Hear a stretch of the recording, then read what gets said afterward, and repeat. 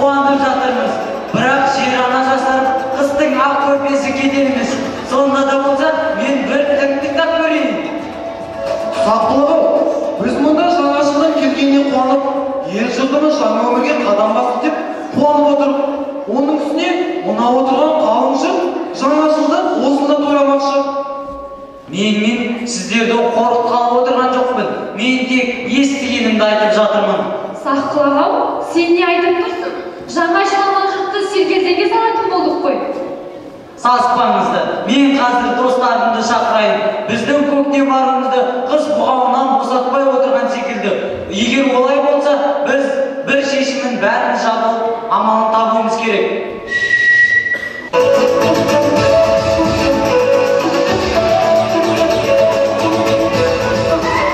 Армысыздар қалайық, бармысыздар қалайық. Күн жылынып, қар еріп, көктемді қарсы алайық. Сол көктемді бәріміз де шыдамсыздана күтіп отырмыз. Бірақ қыс көкте баруымызды жіберер емес. Олай болса, егер уақыт өткізбей жол атламайық. Наурыздың келгенін бәріміз күтіп отырмыз емес пе? Біз келгенше сіздер көңіл көтеріп, ән шырқап отырыңыздар. Мен де бір асу таулардан асып, белестерді басып, көктемнің келуіне өз көмегімді тигіземін. Кәнекей, олай болса уақыт жоғалтпай аттанайық.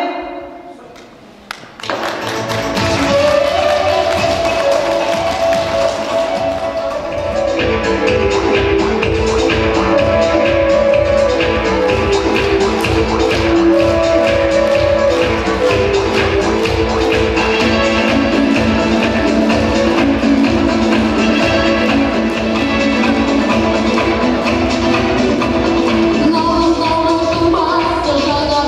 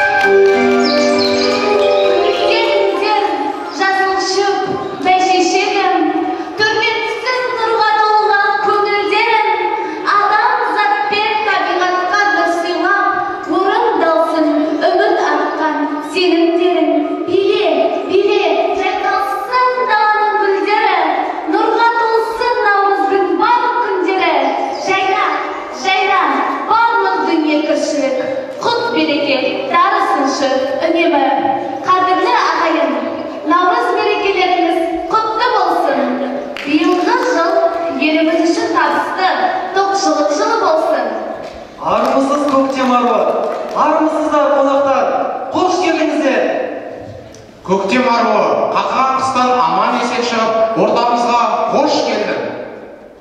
Достарым, сендерге үлкен рахмет. Біздің көктем аруымызды қыс бұғауынан босатып, біздің арамызға әкелгендерің үшін үлкен рахмет.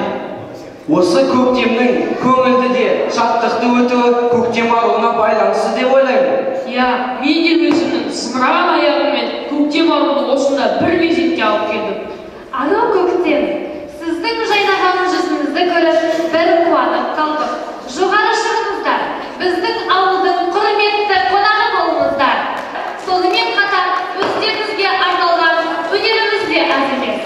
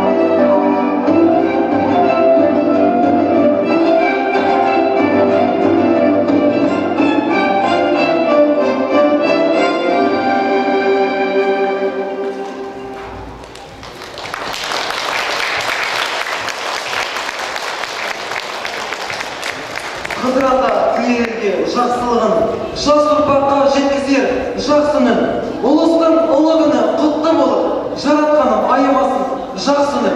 Құрметті халайық, Қыдыр атамыз халқына деген өзінің барлық ырыс несібесін сыйлауға келе жатыр. Қарсы алайық.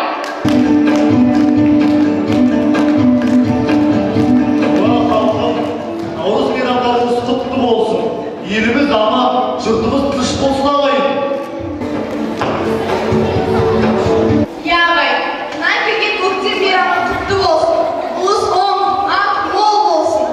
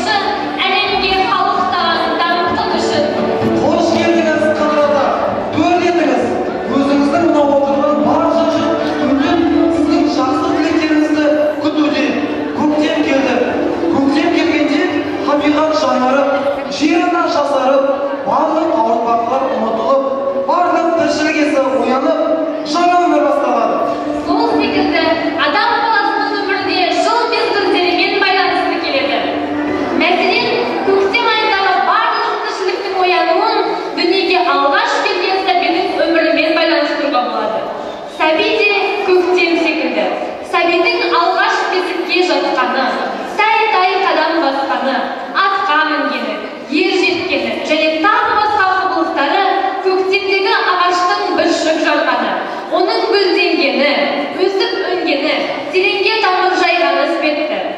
Олай болса, ұлтымыздың құндылығы саналатын салт дәстүріміздің бірі алғаш дүниеге келген сәбидің бесікке салу рәсімін бастайық. Қазақ халқы ежелден бері нәрестенің әрбір қуанышына ерекше көңіл аударған. Бала бітімінің сымбатты болуына, тіл көзден сақтауда, тазалықты кішкентайынан бойына сіңіру мақсатында сәбиді бесікке салатын болған.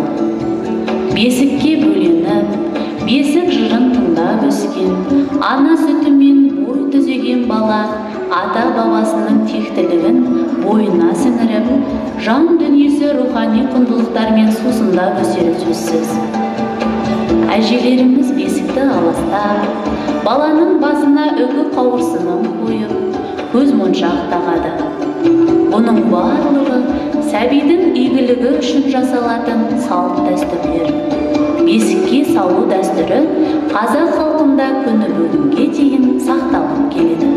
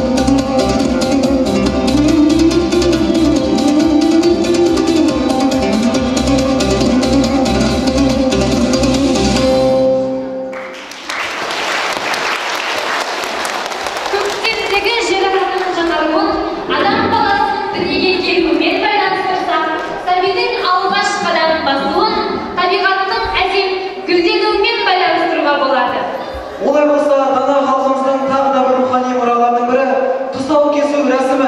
Ол ұрпақтан ұрпаққа жалғасып келуде.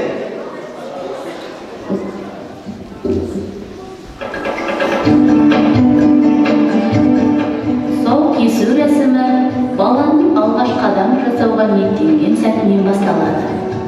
Алғаш қадам басу әр сәбидің ата-анасының жүрек жарды қуанышты сәт.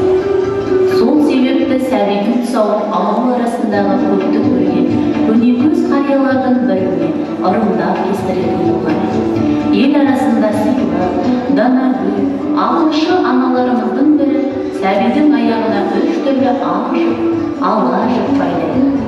Ақ жіпті кесіп, жолын үнемі ақ болсын, ала жіпті кесіп, ешкімнің ала жібін аттама деген сынды ниеттермен байланыстырады. Сәбидің тұсауы кесілсе, көп жылымайды.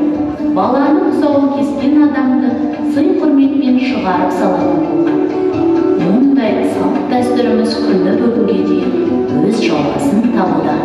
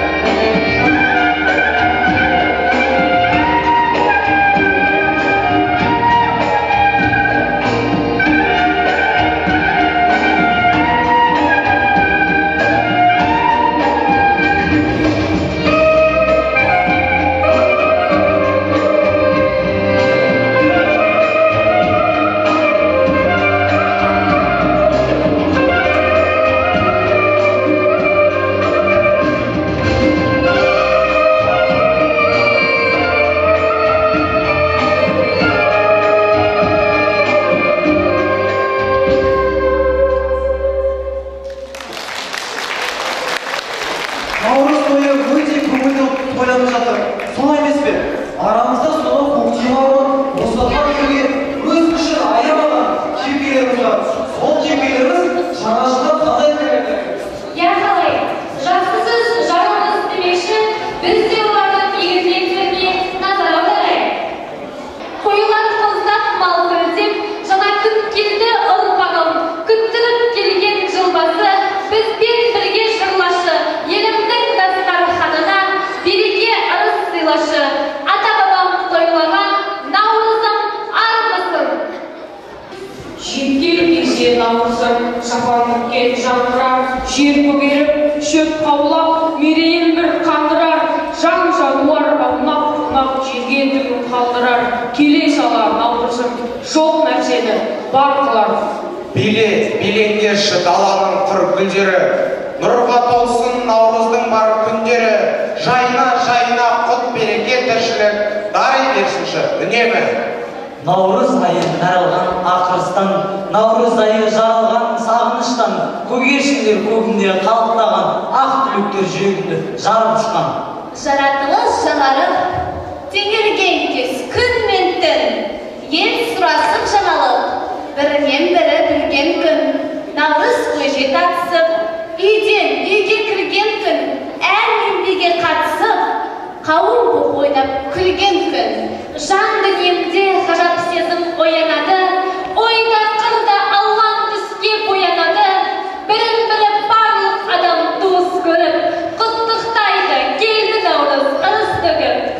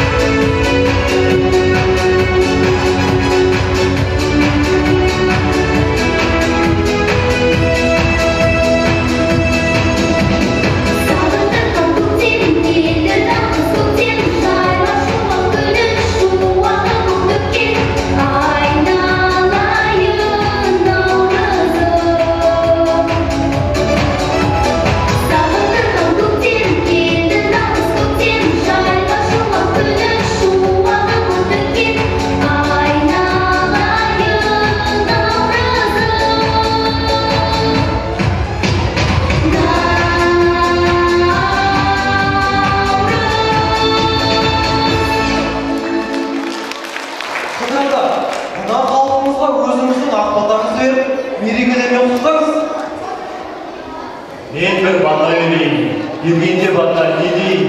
Әуелі Құдай оңдасын, әулиелер қолдасын. Малың менен басыңа еш жамандық болмасын. Берекелі бақ болып, несібең артсын күн сайын.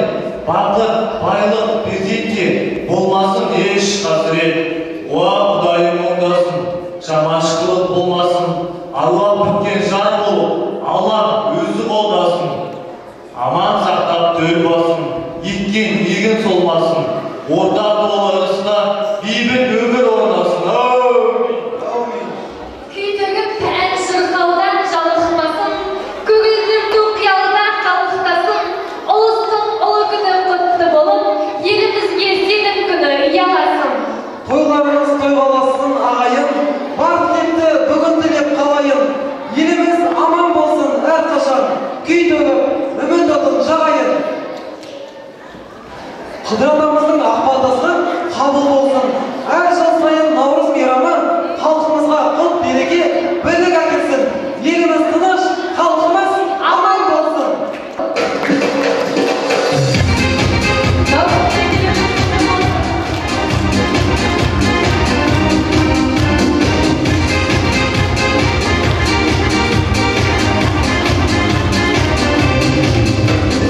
Тербелік жемісін сезім бақтың, сыйластықтың алауын өзің жақтың. Сенің туған тойыңның әнін естіп, есігіңді шыдамай өзің қақтың. Бүгін қандай тамаша көңілді күн, көңілді күн, көңілді күн. Сенің қуанышыңмен құттықтаймын, бақытты бол жан досым.